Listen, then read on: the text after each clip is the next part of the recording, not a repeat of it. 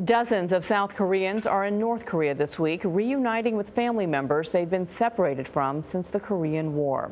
The emotional and time-limited reunion is being held at a mountain resort north of the border between the two countries. Ben Tracy joins us from the South Korean capital, Seoul, with more on this rare and happy event. Ben, good morning. Good morning. It has now been 3 years since the last round of the reunions of separated families took place, and time is really running out for a lot of Koreans who are now in their 80s and their 90s. So this small group is now meeting their long-lost relatives for the first time in decades, but sadly they also know it will be the last time they meet. This is what it looks like when a 92-year-old woman gets to hug her son for the first time in 68 years.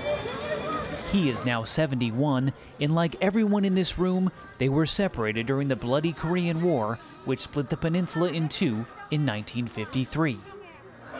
This brother and sister could not contain their emotion as they embrace for the first time in decades. "This part in his face just looked like our father," said this North Korean woman.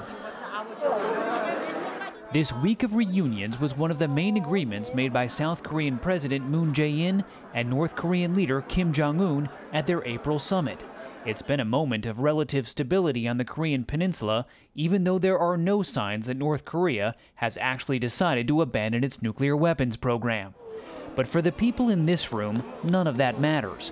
They are here to make up for lost time, learning how their relatives have spent their lives just a few hundred miles away. This 82-year-old from South Korea was reunited with her two sisters. "I expected my sisters to be dead, but they are alive and well," she said. Many brought photographs of their extended families, even if it was sometimes difficult to recognize each other. Even if he's gotten old and has wrinkles on his face, there is still some of him left in his appearance, said Kim Young-sung after reuniting with his North Korean brother.